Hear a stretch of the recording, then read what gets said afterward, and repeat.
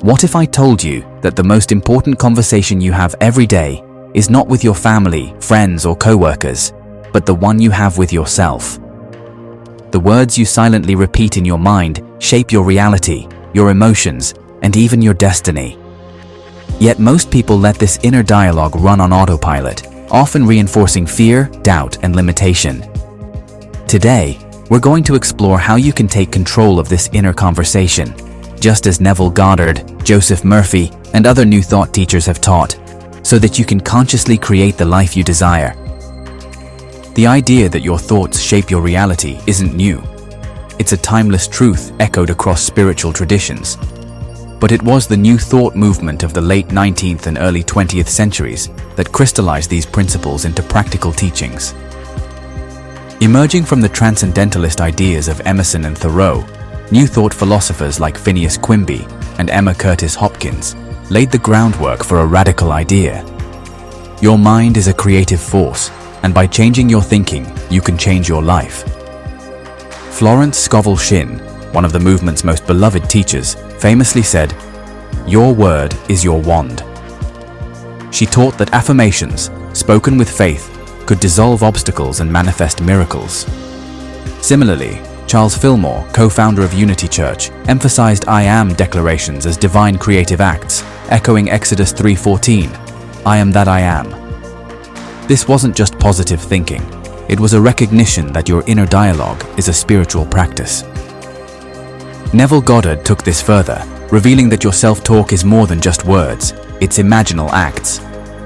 He taught that repeating a thought until it feels natural, living from the end, reprograms the subconscious, which then molds your outer world. His famous lecture, Change Your Future, hinges on this. You are in Barbados, a metaphor for persistently affirming your desired reality until it manifests.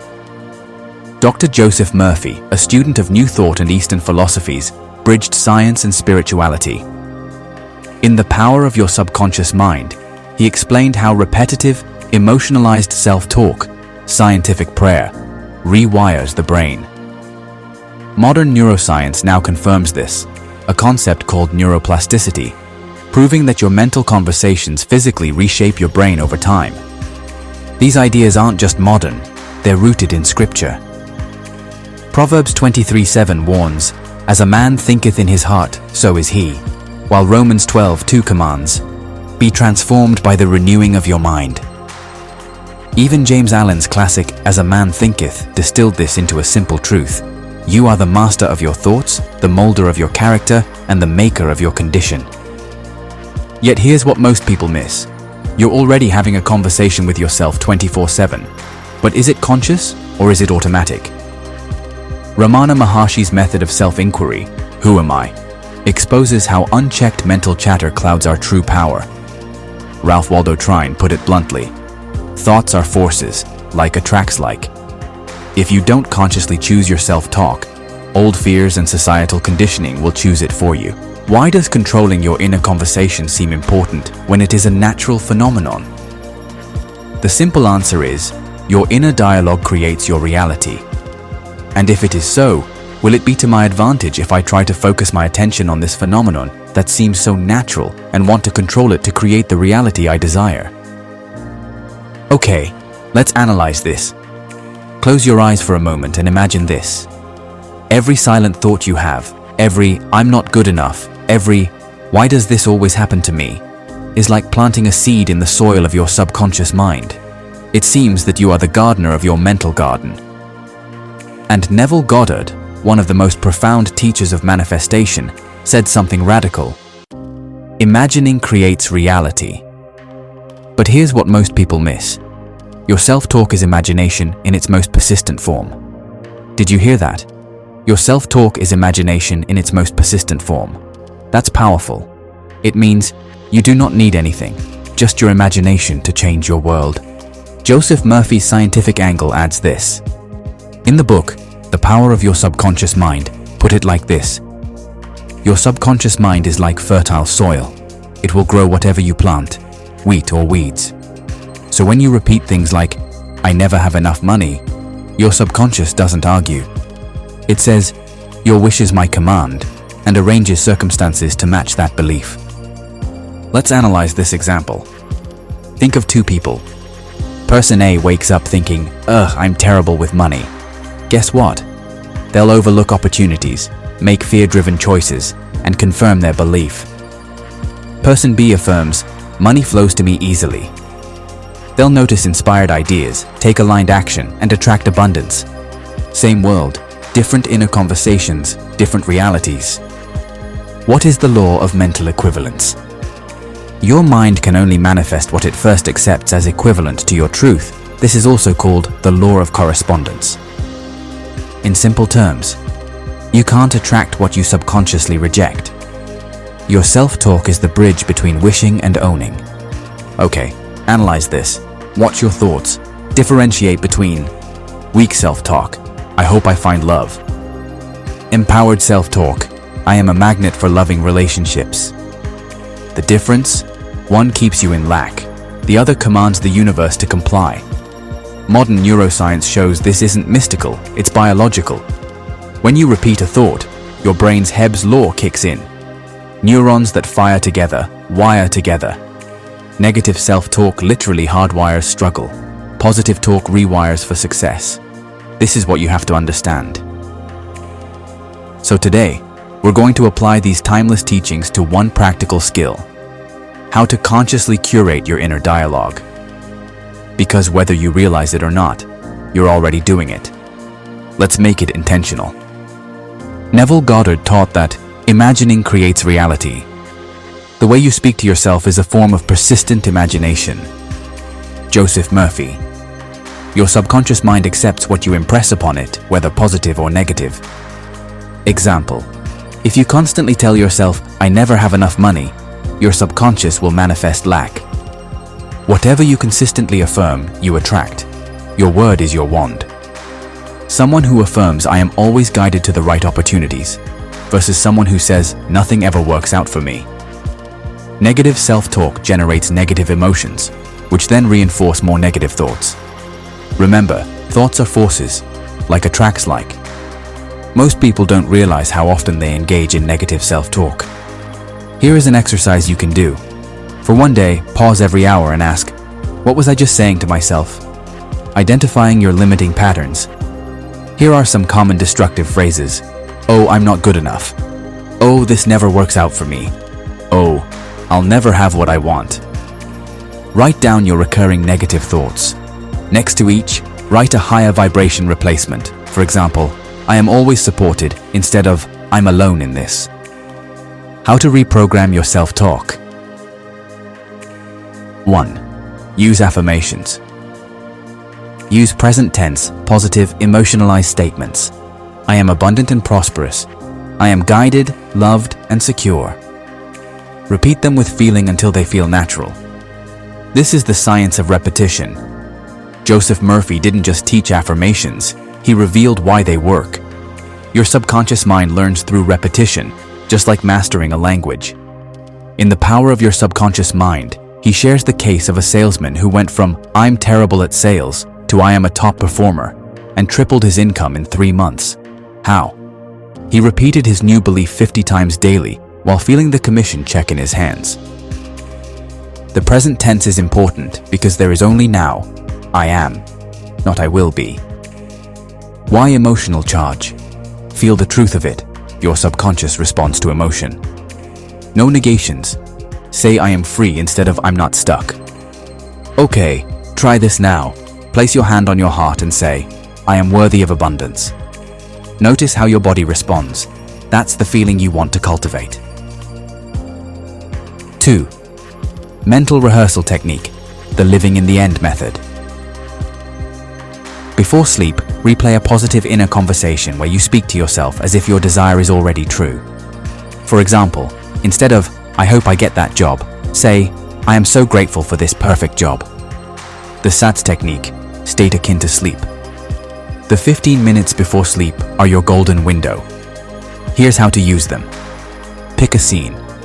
Imagine one vivid moment that implies your desire is fulfilled, that is, shaking hands after a job offer. Loop it. Replay this scene in first person until it feels real. Fall asleep in it. Let it imprint on your subconscious. A student of Neville's imagined wearing a sapphire ring she couldn't afford. She felt its weight daily. 3 weeks later, her husband, who never bought jewelry, gifted her the exact ring. Why? Her mental conversation shifted from I want to I have. 3. The Bible's wisdom on renewing the mind, the original affirmations. Be transformed by the renewing of your mind. Romans 12:2. Replace fearful thoughts with scriptural affirmations. For example, the Lord is my shepherd, I shall not want. Romans 12:2. Decoded.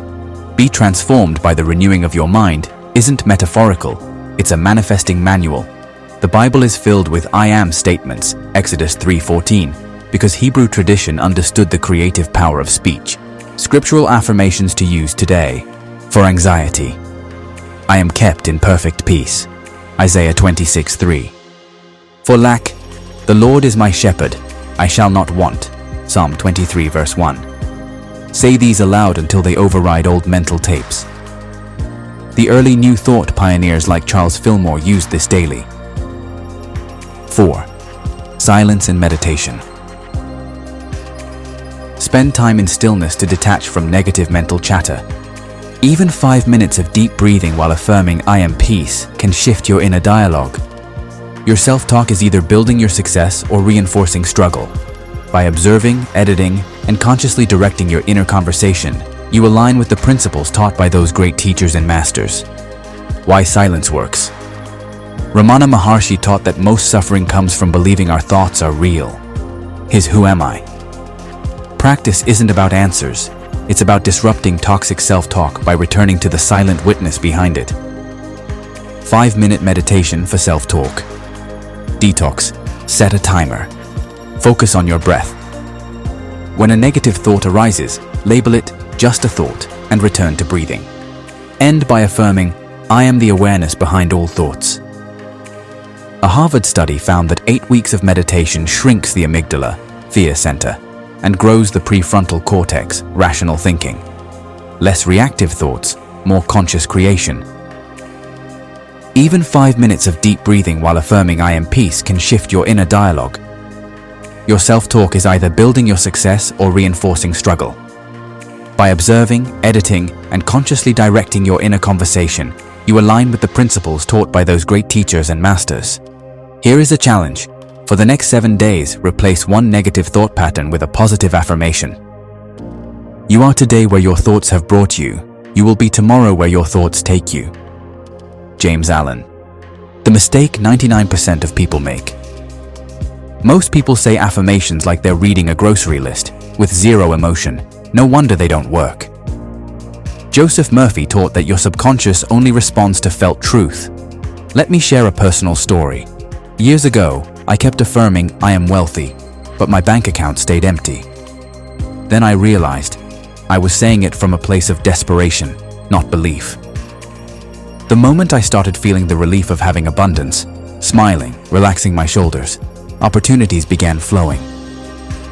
William Walker Atkinson said affirmations are like spiritual chemistry. Here's the recipe. Morning and night.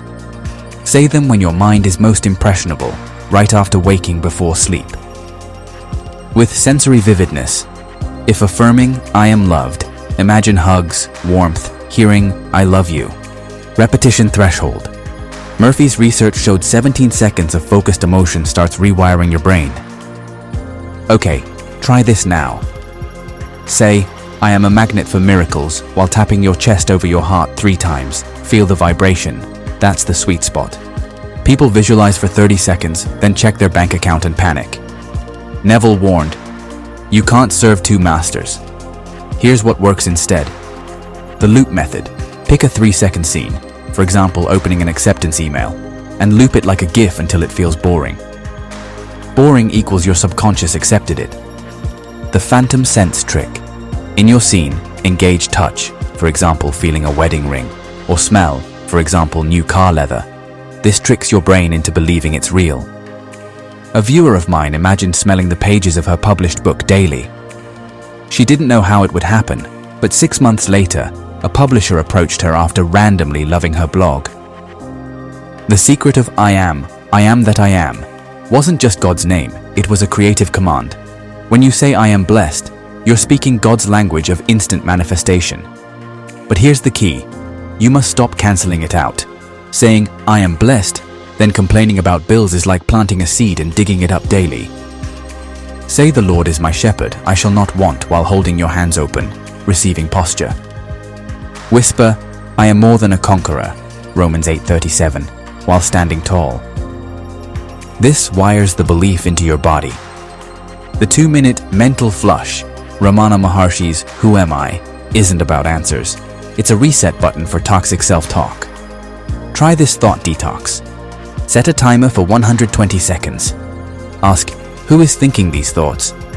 When your mind answers, me, ask, who am I, again. Within days, you'll catch negative thoughts faster, like seeing spam emails before opening them. Science says, a 2024 UCLA study found that just 11 minutes of this practice daily reduced rumination by 62%. Your challenge this week, pick one method and apply it ruthlessly. If you choose affirmations, write your number 1 desired belief below. I'll reply with a personalized script for you. And if you're ready to go deeper, smash that like button. It tells YouTube this is life-changing content, which it is. See you in the comments. In our next video, we'll dive deeper into Neville Goddard's Feeling is the Secret, how to impress your subconscious mind effectively. Hit the subscribe button so you don't miss it.